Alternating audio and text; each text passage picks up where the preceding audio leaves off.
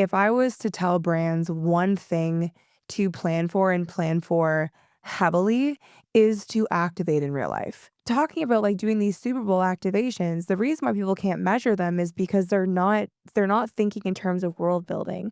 Like how do you tie the digital element, do the pre-teasing to get to the event to have a KPI do you know what I'm saying? Kind of building on it, like really doing the world building is what's missing with this activation based marketing. There's no KPI to creating a buzz about experience. It's just something that will pay off if you double down on it. You go to Instagram to see everything.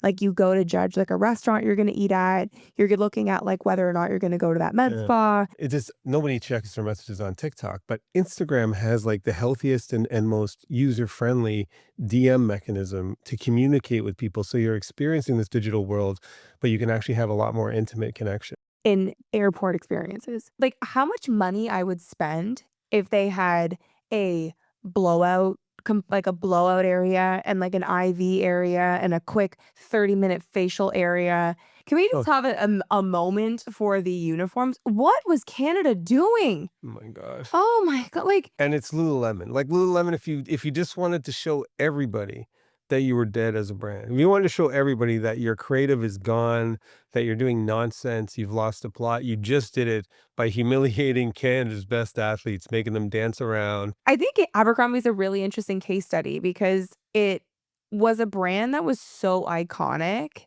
and died, I think because it became a bit tone deaf. Like if you're gonna do ad campaigns, you got to spark it up, and you have to do things that get noticed. And war sells. Cola Wars sells more cola. Attacking your opponent because they suck will sell. Like you can't be vanilla anymore in this world of digital attention. What a brand, what a brand, what a brand, what a mighty good brand. Say it again now. What a brand, what a brand, what a brand, what a mighty good brand. All right. So, welcome back to another episode of Art of the Brand. We're recording from San Francisco, Super Bowl, I was going to say 47. Is that correct? Or is it Uh, 48? Do we know? but we're in the SF podcast studio. Great studio. Thank you for hosting us. Yeah. So, it's awesome. So, let's kick it off. Let's do a recap of what we saw. We just came from Gary V's event. VaynerMedia put on an awesome brunch. That Yeah. was super fun. We met so many cool, great people. So welcoming. They should have Super Bowl award, like commercial awards things. I think VaynerMedia would win all of the awards this year with the creative that they've used. Well, it's actually was probably one of the most interesting takeaways is that so Gary Vee owns a huge agency called VaynerMedia, and they had a bunch of the brands in their brunch, but it was a very like classy, tasteful brunch. But it was funny because a lot of our favorite Super Bowl commercials were those brands. So it's obvious, behind the commercials that are of the better ones, if not the best ones, are all produced by the Vayner team. Oh, he's killing it with his creative. His team is killing it. And if people aren't getting on the creative bandwagon, they're going to be left behind. The thing I thought was really interesting though is that like the kind of the lack of branding in the city. And I think the big thing that I keep coming back to in so many content and even like funny to say like experiencing it today, how powerful experience is Mhm. in branding and how if I was to tell brands one thing to plan for and plan for heavily is to activate in real life. You know what I thought about when you said it is how important experience is. But I think once you've realized how good experience can be, like in certain spaces, you become aware when there's no experience Yeah, yeah, in yeah. spaces. Do you know what I mean? Like it's the absence of experience in a common space now is palatable. Well, what I think is interesting is people talk about the Super Bowl of things. Like, do you know how like the Super Bowl is the analogy used for everything? And how people often use that as also kind of this epicenter of like advertising and consumption and like eyeballs. And it's interesting that when being here, I've never been to a Super Bowl before, how you would think that for a lot of these huge brands like the Unilever, the Bayer, like those big Mhm. brands, Yeah. why they wouldn't spend more because there's such a cultural relevance to like this Americana of traveling to the Super Bowl. Like, it's such a silly thing for them to not plan for when what these brands that have bigger budgets. Well, I guess I don't know what the budgets are. Like, there's not space for everybody, so there are major No, sponsors. no, Yeah. I know. When we went by in the park and there was that Old Spice. Mhm. Like those things are easy. It takes planning. It takes intention. It takes re-looking at how you want to spend money. Like digital has almost become too easy, right? People think that digital is so measurable. So disproportionate budgets are put into what's measured because, well, that's what we heard today from one of the conversations you were having, that the life cycle of the CMO is on average 2 years and it's KPI driven. It's not brand driven. So when their job success and their bonus is tied to key performance indicators, you don't focus on that intangibility of the brand building. What I thought was interesting is if the average corporate CMO is changing every 2 years, it's like what I said in government. Like you need to have a 20-year plan for your country, but if the election cycle is 4 years, you only work on short-term things. And so how do you actually build a brand if the person who's kind of in charge of the brand is changing every 2 years? Yeah. Like you need kind of a 10-year focus on doing something for the brand. And if the CEO isn't behind it, that's why these brands start wandering around because their CMOs are changing all the time. What you're saying is right.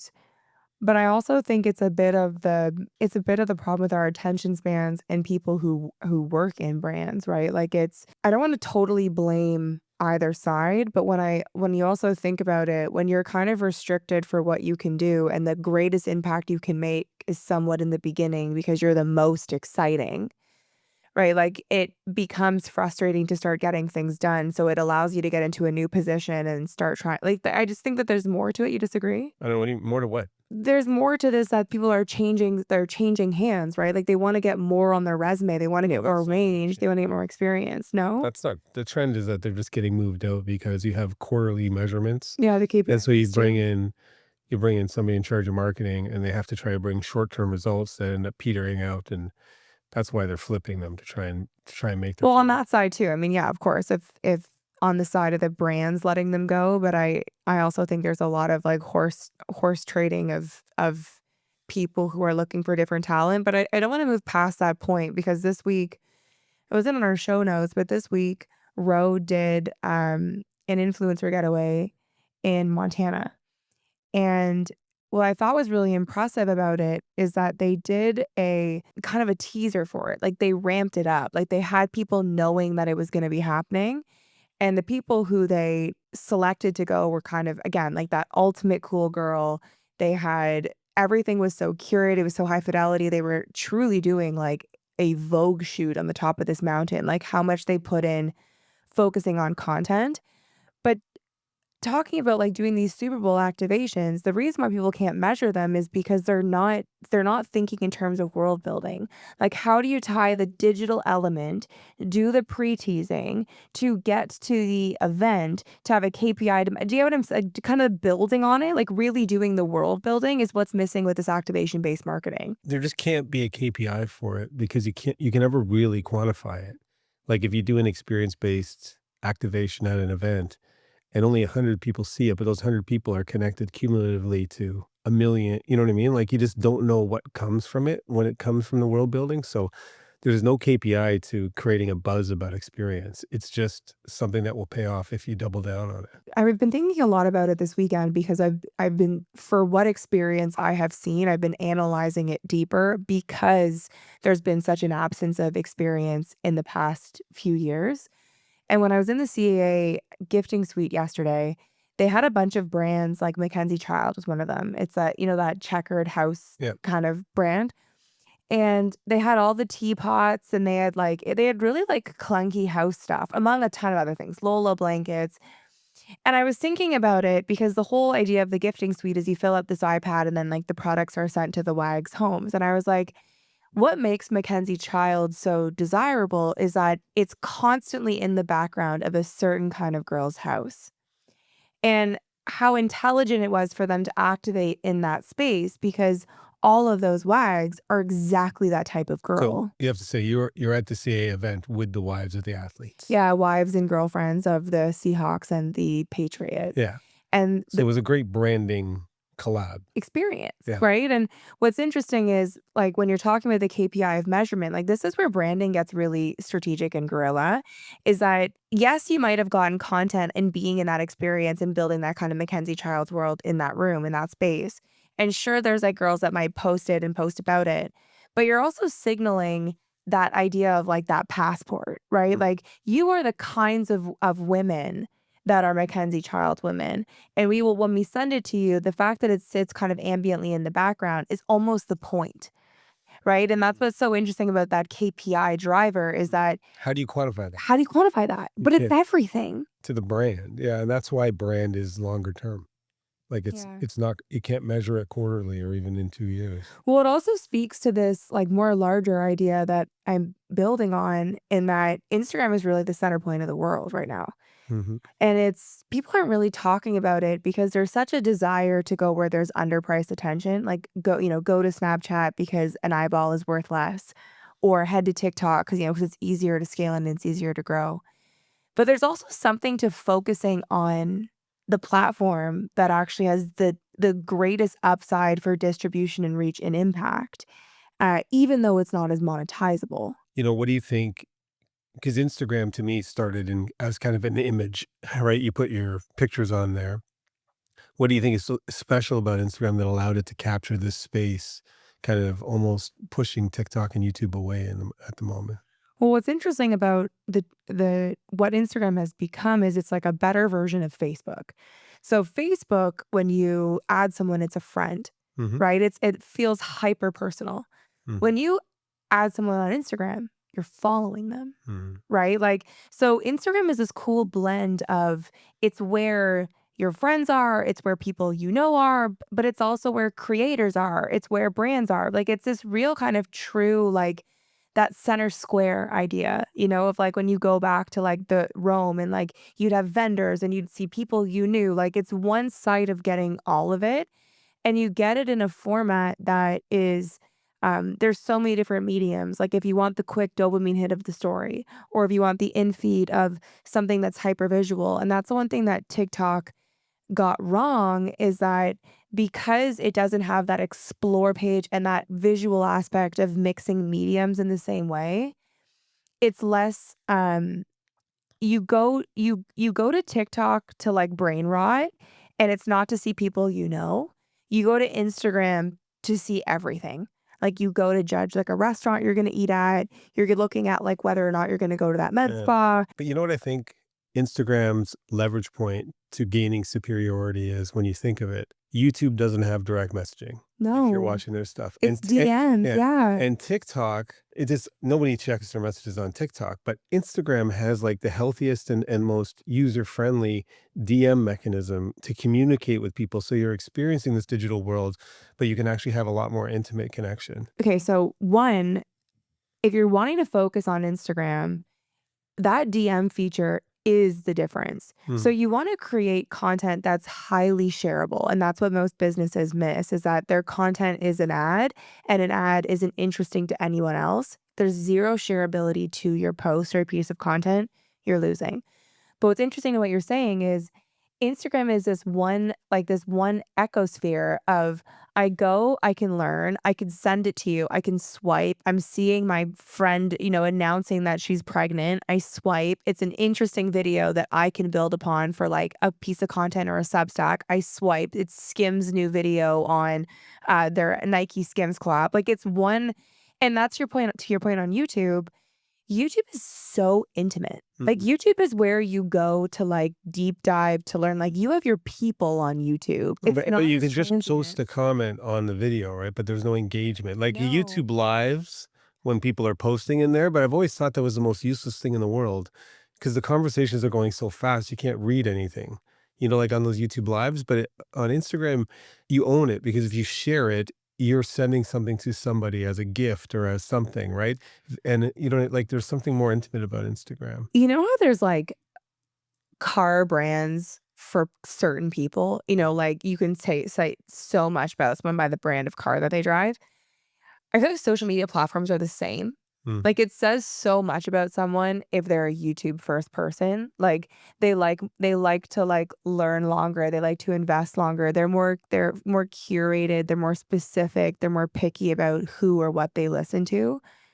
Whereas Instagram to me is like the more for everyone kind of place because it allows you to like the algorithm and the explore page is designed for people who are busy, people who want range, people who want it like cuz Facebook is limiting with it being more about like a timeline whereas Instagram is more like it's serving stuff to you. Yeah, it's almost like in 30 seconds to 2 minutes, if you pop on Instagram, you can feel like you're being brought into the community you've built in terms of your interests. Yeah. You know what I mean? It kind of brings you to your place of interest, and you can do it on a short level or a long level. Interesting. I wanted to, we were talking about experience though, because when we got off the airport, we thought, how come there's not many cool activations here celebrating the Super Bowl as you walk through the Yeah. airport?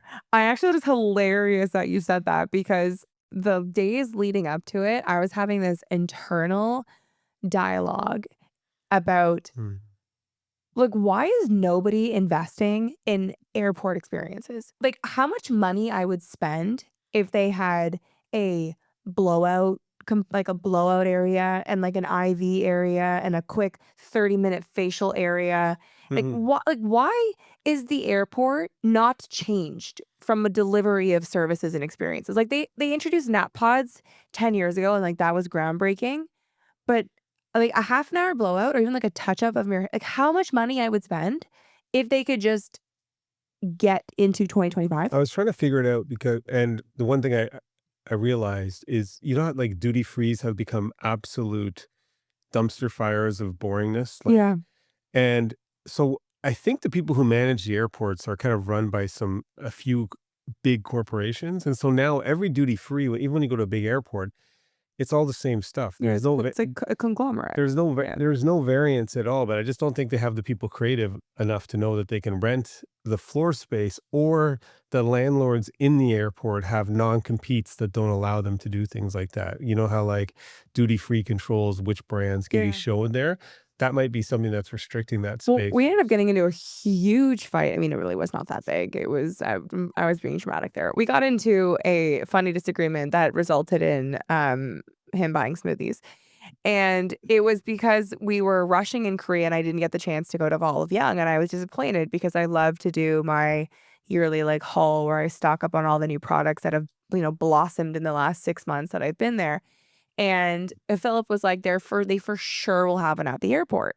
I'm like, "No, they don't." And he's like, "They for sure will have one at the airport." Well, guess what? They didn't have one at the airport. But, like, why wouldn't they have one at the airport? I feel like we understand the exit through the gift shop, and we understand how to spend money in any way anywhere but the airport. Yeah, because the airport's not a cool spot But, like, to buy stuff anyway. think about how like, you don't have to be someone that travels all the time. Most people, when they travel, they feel special. Mhm. So, like, the threshold to invest further in that specialness is already primed. Like, it's so easy because you can't bring your own food really, can't bring your own drinks really. You're traveling somewhere, so you probably wanna have stuff done. So if anyone runs and you've just been sitting on decisions and you haven't figured this out, which I'm sure there's regulatory stuff. So let's also talk about the Olympic But opening when you're done this point. that's Yeah, what I'm okay. saying is, so Oh there's my always an element gosh. of politics coming into sports and Olympics, but um, I thought like yesterday the opening ceremonies of the Winter Olympics, although aesthetically beautifully designed by the Italians, like the French at the last one had like that D- Dionysian woke festival opening ceremony. The Italian one at least had like uniforms and straight line. I thought it was nice, but the virtue signal of of the politicians is a bit gross.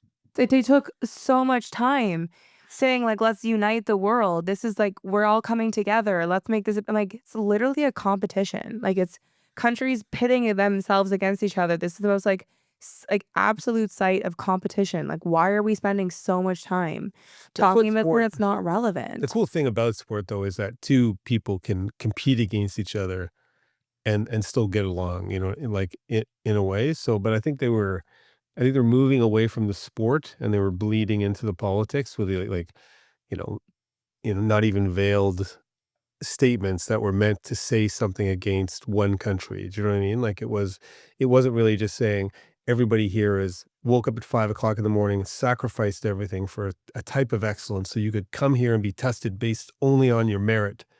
And the person who wins the gold medal will be the best human being who worked the hardest. Like Yeah, it's so I been feel like the edge leaning is into gone. that. Yeah, the edge was Right. gone. But also too, I mean, well, you brought up such a great point because you've been to so many things with your military background with like the decorum.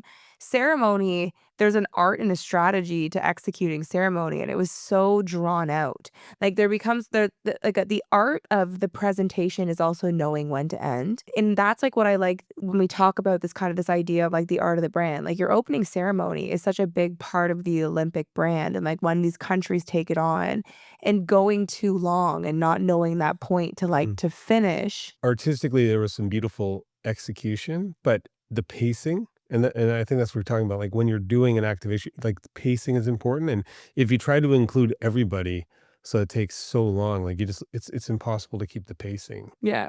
for the ceremony. So it got drawn out and Oh my yeah. gosh, and the outfits. Can we Oh, just have a moment for the uniforms? What was Canada doing? my God. Oh my god, like, I'm just I'm at a point now where I'm like, "Oh, like, okay, 1, could have been done so cool. Why was there a huge hole in the back?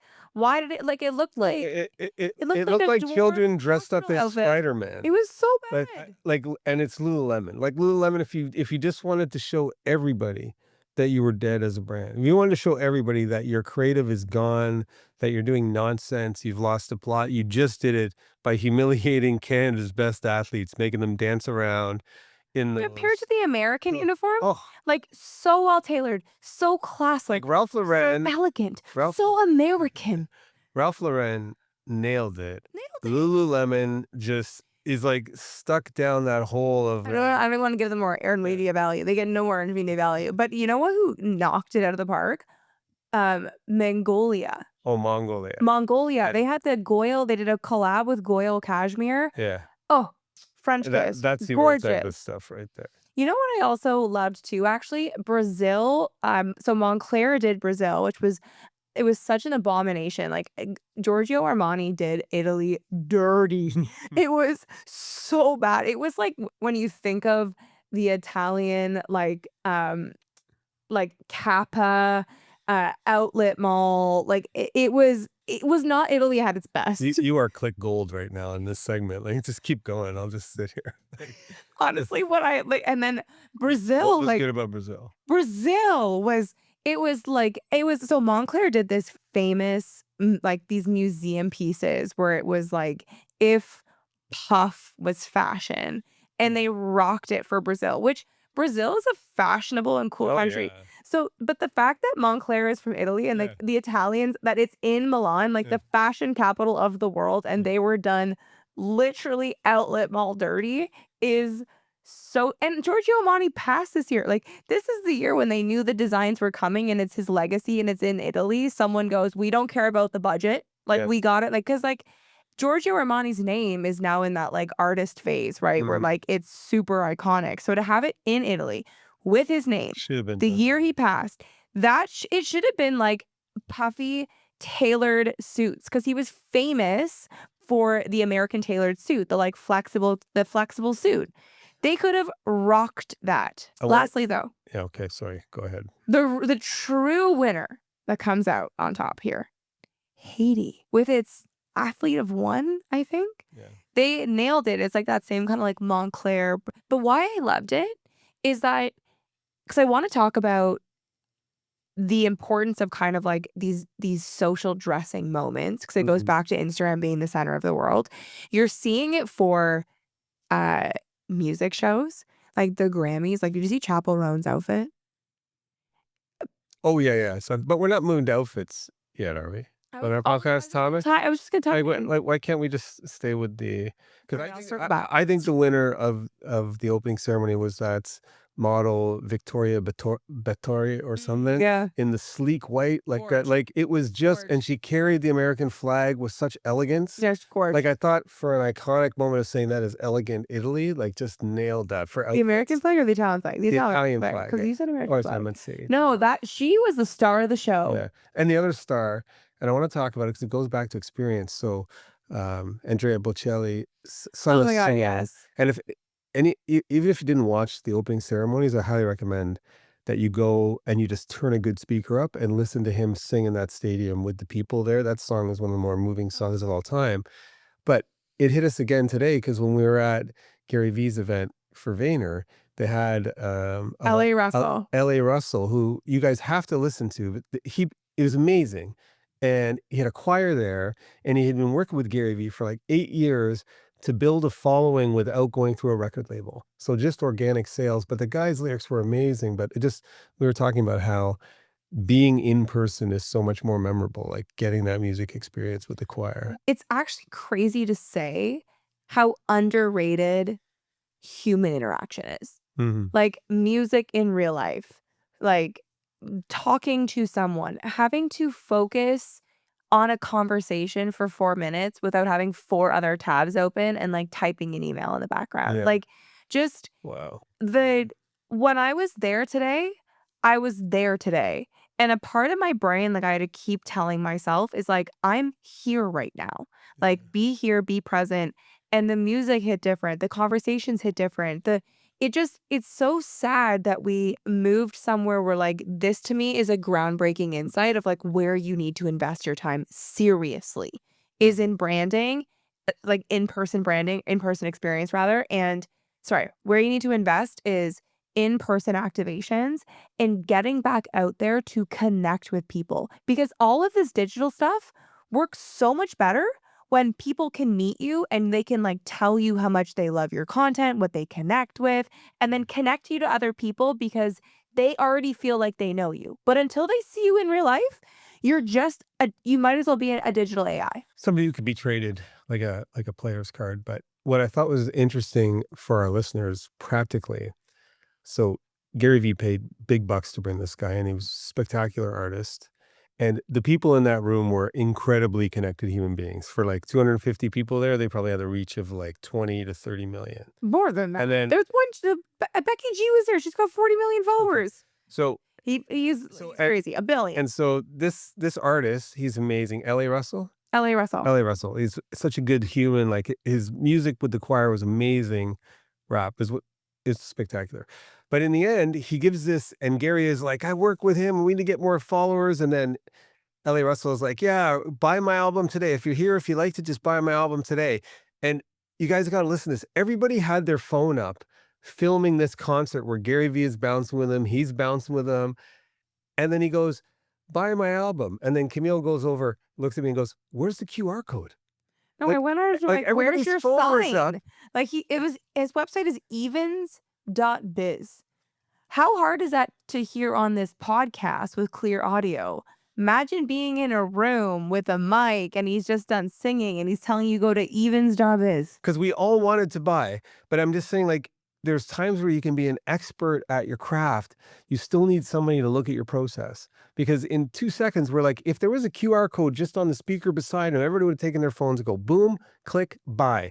And now you have 100 people with 100 million But reach. that's like where like people really like the event I went to yesterday, which I won't name, was really not organized as well. And like that's a piece that people miss is like it's not doing the event, it's not doing the thing, it's having the strategy and the digital layer around what like you need to think in person to digital. Like what is if the new funnel is you're meeting, you're touching, you're making them feel like we even the event we went afterwards to Gallery, it was put on by Lumify, which is like eye drops.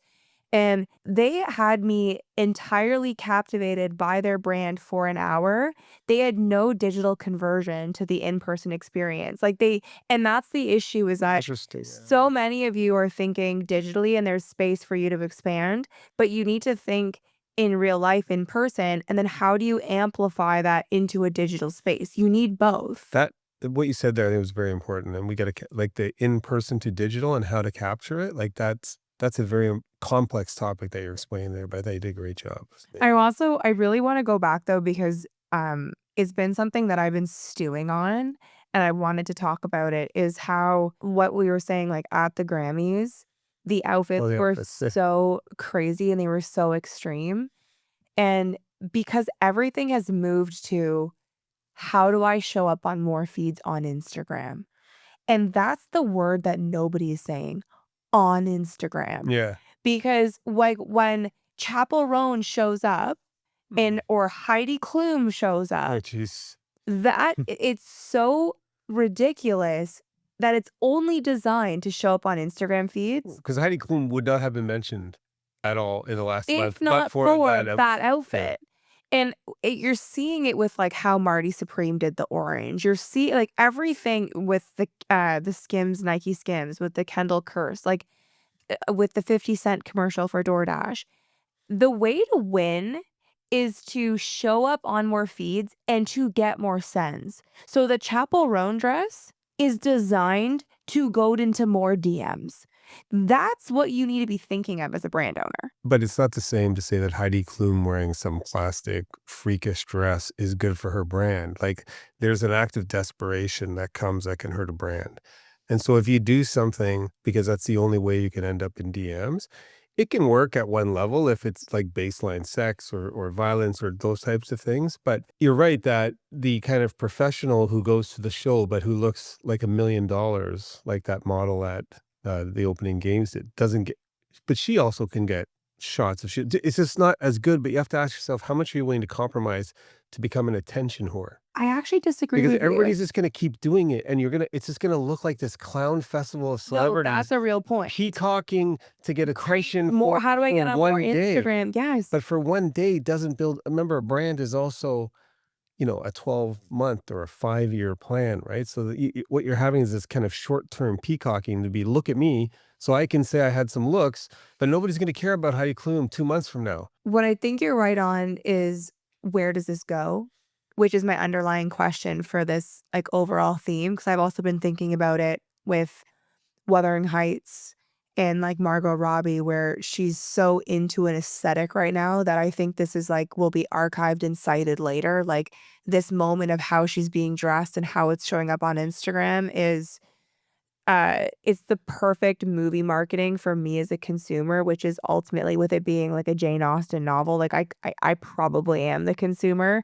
So her and Jake Velarde having amazing fashion is so smart for that end consumer. But because it's showing up on more Instagram, and I'll go back to the Heidi point, we are in a relevance economy. But isn't that showing up in like a suggested or more, you know what I mean? No, More so. no. So Instagram, when I like open it, accounts that I'm not following, if they just think that that post is relevant to my interest, they will show me. So like random chicks that I've never heard of will show up on my feed announcing they're pregnant. And I will like for a moment get excited, being like, no way. I'm like, who is this? Oh wait, it says follow. I don't know who this is. And it's like in my feed. So Instagram knows that Oh, there's yeah, there are people trying to, because it's not people are probably sponsored. no, but people are probably staying on trying to see if they know the person, and so their time on that No, it's not content. that. It's that when I for that example, for that girl, when I click on her, it's like 65 of like people I actually interact with the most follow that woman. So there's a high likelihood that I would know Oh her. no, but I also saw some posts that are like pretending to be something, and it gets the account time on views because people are like looking at the bot, and doing a whole bunch of stuff. Like I've seen those kind of, Interesting. anyhow. But what I was gonna say though, as the second point is I was like, I don't disagree. I don't agree on the Heidi Klum point. If Heidi Klum didn't have her crazy Halloween party where she makes herself legitimately ugly every single year, which makes no sense for like one of the hottest models of all time, I don't know that I would know who she is. Yeah. Like I don't know if she would and truthfully, for me, it's relevant because if I work with brands that are looking for a hot aspirational woman in her 50s, she's probably one of the first that I think of for big brand deals.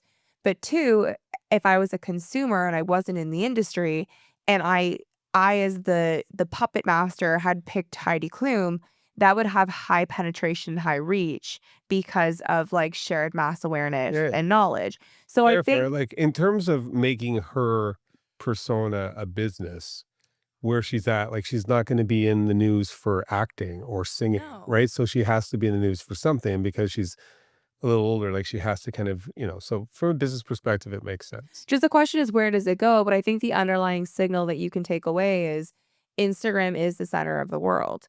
Like that is where, and I think a lot of business owners get frustrated because they're expecting growth, they're expecting followership. Imagine your Instagram is a second version of this world. Like how hard it is to break through and to like be noticed and recognized. I was just laughing because LinkedIn popped in my head. Literally laughing at Because- himself in the corner. No, I was like, LinkedIn We have it popped on in- camera. LinkedIn popped into my head, and I could just imagine the humans who say my preferred channel is LinkedIn. Like the boringness of the people just saying congratulations on humble brags. Like it's just such an uninteresting feed generally, even though it's trying. Like it's slow. Like if you're in The only thing I like about LinkedIn is that I get really thoughtful people breaking down what they like about campaigns and advertising, or like taking an insight that we've shared and applying it to something that it's probably the most thoughtful of the platforms. This is why. I'm not a hater No, on the people who this is just why work on their actually, skin. forgive me, but I think LinkedIn is really kind of for the dorks, like without being, because I just know what people used to You're teach so people. right. It But is totally for the dork, what but they- in the best way. What they used to teach people on LinkedIn is find other people writing things and then write really thoughtful comments, right? And so I feel like all of these thoughtful comments are for people who are just trying to get platforms. So it's not as much good dialogue as like performative dialogue by everybody on there has a business they're trying to promote. But But I don't want to undermine that. They're Yeah. going on there and they're trying to like thought no, I got it, but thought they're leadership is choosing- hard. It's No, I like got it. it's the safest way to lean into thought leadership in an arena that feels that you're not being too controversial and your opinion matters. And for a lot of people, that's a great place. No, to you're right. start. No, maybe I'm being mean spirited, but just some of the comments you can just see are like, okay, you're trying too hard to say something on this post, as opposed to really having something to say. But keep doing your thing, whatever platform you're on. Okay. All right. Let's move on to I want to talk about the Abercrombie strategy. In the spirit of the Super Bowl, I did a swipe through in an article on it this week, and I really want to give Abercrombie credit because We're in our 90-minute segment portion of the show, so every topic's got to be 90 seconds now. So go. what I love about I think Abercrombie is a really interesting case study because it was a brand that was so iconic and died, I think, because it became a bit tone deaf to the changes. Like people were less interested in kind of that like douchier kind of like male, like super chiseled like idea of men. Like culturally it moved away from that. Because I worked at Abercrombie. Okay. It was actually my second job. I had an ice cream once. And well, I feel like it's hilarious it shows you the power of Abercrombie. I thought I was literally like, I was special when I walked. We used to walk through this When have you not? hopes When have that they you would not- ask you if you would when walk have I not there. got you were special, Camille Moore? Honestly, so let's get on with the break. Well, like, someone had to believe in me.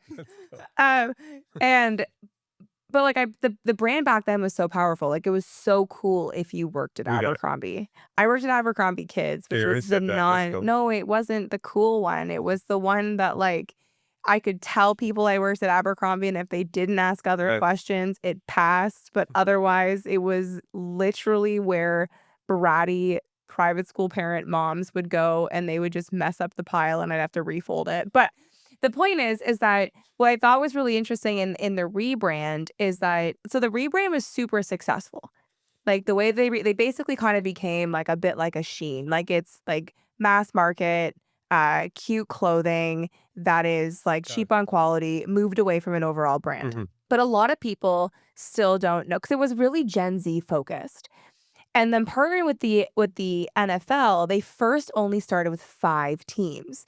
And then but what was cool about it is that they made clothes with the team, opposed to Lululemon that just like slapped a logo on pre-designed product. So Lululemon didn't create anything new. They basically were like a swag dealer. Like they gave the scuba You know, I sweaters. like the strategy on first take, not having known as much, by going to 5 teams, if your design and creative is well done, you are gonna get, relative deprivation or envy from the other teams. You know what I mean? Like, so if your team swag is amazing, like if I'm on a team that doesn't have everybody wants better swag for their team.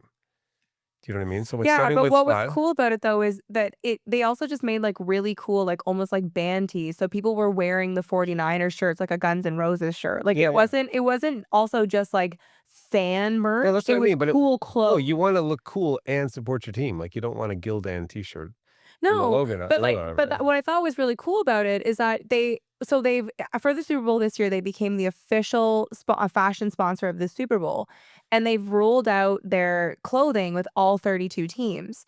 And what's cool about it is that they did a fashion show during the Super Bowl weekend, and they recreated the tunnel so it looked like tunnel looks, and they Yeah, hired all that's the cool. the top football players from the teams that were in the Super Bowl.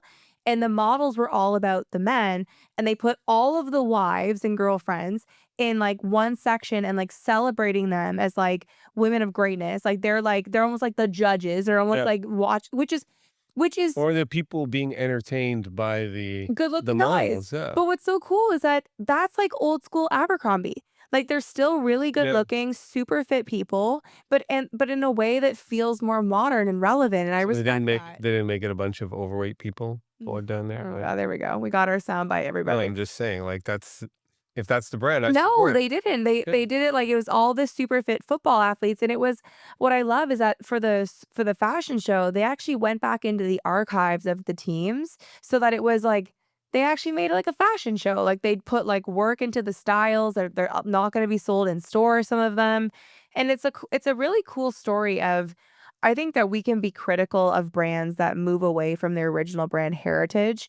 I think that that idea Yeah. of Abercrombie will be iconic again. I wonder if Vayner's behind it because the guys where it's like Gary loves to take brands that have gone kind of into the penalty box or disappeared and revitalize them. And because he's so into football, I bet you he was behind this because they were saying that his favorite thing to do is to take brands that have fallen off and and bring them back. I don't know if they were, so I wouldn't give them that plug because I don't know if it was them. Well, we should find out because it's a beautiful move for Abercrombie, and they could turn that into hundreds of millions of dollars. But I think what's really interesting though about it is that there's just so few brands that can do that, right? Like that can move away from where they were originally and come out on top. So it's worth Well, celebrating when they do it. when you say there are so few brands that can do that, you're actually anthropomorphizing a brand. Like, who can do it to a brand? Like, does the brand like, you know what I mean? There's so few brands who can do it. Like, somebody has to do it to the brand. Well, because people that they get afraid of what they were and they or people that will come in that put their own lenses or personal or political biases on a brand that it becomes a different monster that people can't relate with. But what I'm saying is, let's say Gary was tasked to build Abercrombie back. Okay, but it wasn't him. So Okay. It may have been, but let's say it's not that the brand wasn't capable of doing it, is that there wasn't a human in control capable of making the brand great again. I don't think that I think it's not the person. I think it's the crowd.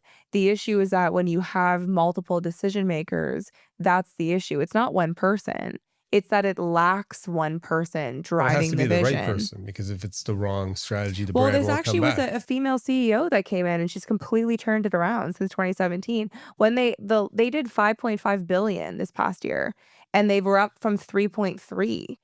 Like they Well, that's what I'm saying. crushed it. It's a great It's a great story. reemergence. Yeah. Do you want to do one more on the warfare? It actually speaks to that larger theme that we're seeing this year, that we're seeing more of those hit pieces in ads where brands are re-entering into this like Yeah. real honestly heated rivalry with their competing brands. So being Melba Toast only worked for Melba Toast. Like if you're gonna do ad campaigns, you got to spark it up, and you have to do things that get noticed. And war sells. Like, you know what I mean? Like it just cola wars sells more cola. Attacking your opponent because they suck will sell. Like you can't be vanilla anymore in this world of digital attention. Yeah, I think it was when we first saw it with the Pepsi and the Coke, and then what was the other ad that we just saw it was to Claude and ChatGPT. Yeah. And but what it's interesting though is when it's so relevant because it's exactly how the human thinks. Like when you think about Apple versus Microsoft or Apple versus PC, those are the best commercials because it gave you two different archetypes and two different worlds to choose between, right? And there was people that really resonated with that alternative like PC world, and there's people that really resonated with the Apple world. And when you see those comparisons or when you create that rivalry, it allows for tribalness, which is what humans are built upon. And the reason I think it's relevant is I like so often small, medium-sized businesses, when you're leaning into thought leadership, you don't want to talk about the competition. You don't want to say things that are Discourage the profession. yes, Say what's wrong with your industry. You yes. don't want to like, but if you're fixing what's wrong in the You industry, you have have to to say say it. something different. Like you have to create an alternative of why someone should choose you over the alternative. Because if you don't, what you're signaling to your customer is we're the same. And if they've got a better marketing, or if they've got better word of mouth, if they've got a better location, they're gonna win. And that's the problem is like to not be tacky. And that's where like the art of it comes in. But when you analyze what's impactful, like success leaves clues. And like it's a clear way to also communicate. In order to explain how you're different, you have to set a standard in which is norm. And that's what people miss is that it's not shitting on them. It's not like saying that they're bad. It's articulating how you're different. Hmm. Well said. Well, it's weird not recording in our space, but I enjoyed today. San Francisco needs to come back. It's a great city. Some good Honestly, stuff it going was on. like last night when we were walking and I honestly felt like I was like in like, I don't know, like 1984 or something. Oh, you mean with cement buildings? Like, yeah, but like just also it's so dystopian, like also kind of also mixed with like Aldous Huxley. Like Yeah. it's this dark place, San Francisco. No one's really talking about it. Well, they are. But who are you picking for the Super Bowl?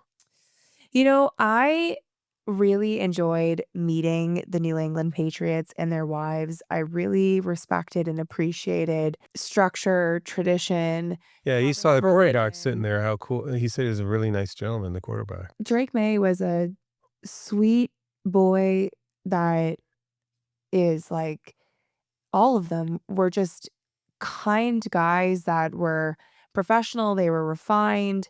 Um, I really liked them. You know, it's interesting. And we're not allowed to give any betting advice, but let's say they're 3-1 underdogs, meaning if you bet $100, you'd win $300 if you bet on the Patriots. Seattle is the favorite to win, but sometimes you get like a little inside knowledge, I think that can give you a betting advantage. And what I'm getting from you is you have a bunch of people who aren't taking themselves too seriously, who aren't They're calm. partying, and who are calm and they're young and they're underdogs. And in my experience, those are very dangerous opponents when you have a bunch of egos on the other side. But I know the journeyman quarterback on the Seattle team has something to prove, but might make me just go and put down a little bit of money on I really liked on the Vegas. Patriots from your insight there. I enjoyed this weekend, and If you lose your house because of this, don't blame us. well, this doesn't come out until after the Super Yeah. Bowl, so you're giving a lot of disclaimers for advice Oh that my they God, I can't forgot. use. I forgot. So I forgot. We're yeah. not live? It's not live, We're fella. not live. We're not live We'll yet. be live soon. We're gonna Sorry. work on that though. But Let me this know. will be a record that I called it. True. Yeah. I mean, And I'll you bring gave that. enough disclaimers. He does not give legal advice on this show. However, he does sometimes play a lawyer in his day job. Yes. Well, hope everyone has a fantastic week. We'll see you next week. And From Italy. oh yeah, from Italy. Goodbye, everybody.